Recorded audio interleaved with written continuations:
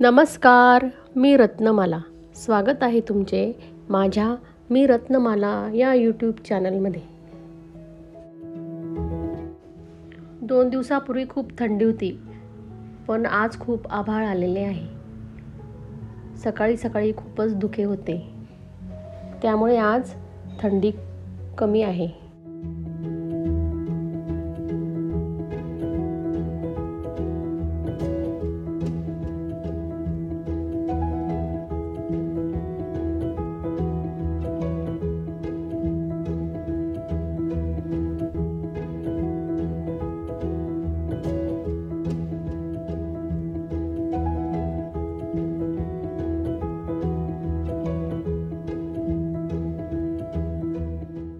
ऑस्ट्रेलियातून आमच्या भाच्याचा फोन आलेला आहे.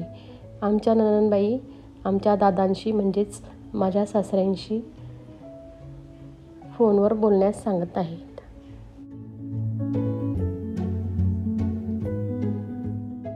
या माझ्या सासूबाई नातूशी बोलत आहेत आणि त्यांना सांगतायत की मोठे झाल्यावर आजी बाबांची कुणालाच आठवण येत नाही. नंतर त्या नातूशी गप्पा करण्यात अगदी मग्न झाल्या.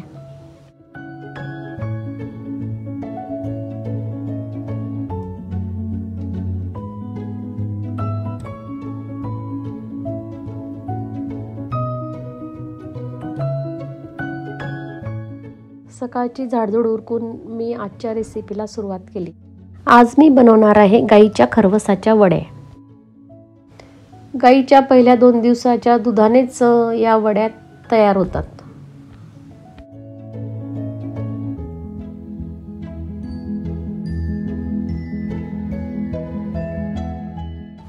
त्यासाठी आपल्याला लागणार आहे दूध, जायफळ पावडर, वेलची पावडर आणि गूळ आणि ताटाला लावायला थोडे तूप.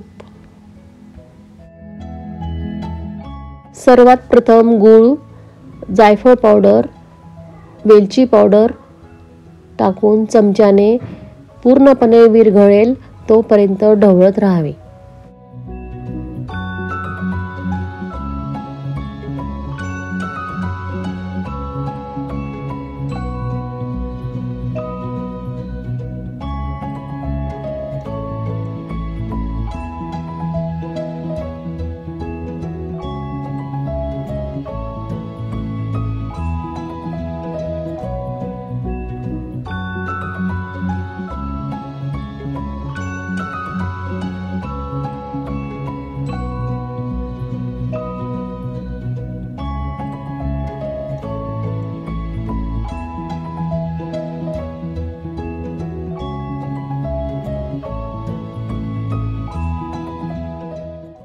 नंतर एका ताटाला तूप लावून ते सर्व मिश्रण त्यात टाकून ताट एका भांड्यात पाणी ठेवून वाफेवर ठेवावे.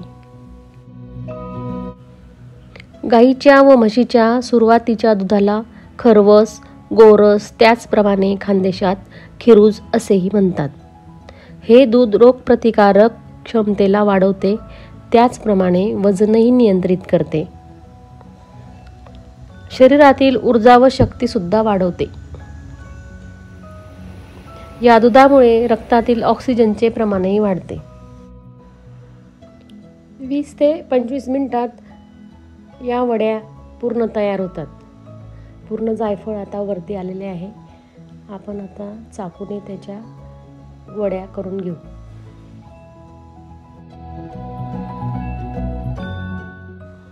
पूर्वी प्रत्येकाच्या घरी गाई म्हशी असल्यामुळे त्या नेहमीच बनत असत.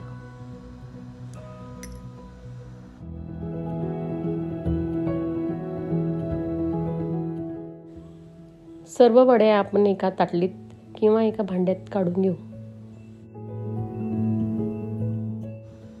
या वड्या खायला किंवा चवीलाही खूप छान लागतात. जसे आईचे सुरुवातीचे दूध बाळासाठी आरोग्यदायी असते, त्याचप्रमाणे गाईचे व म्हशीचे सुरुवातीचे दूध आपल्यासाठी आरोग्यदायी असते.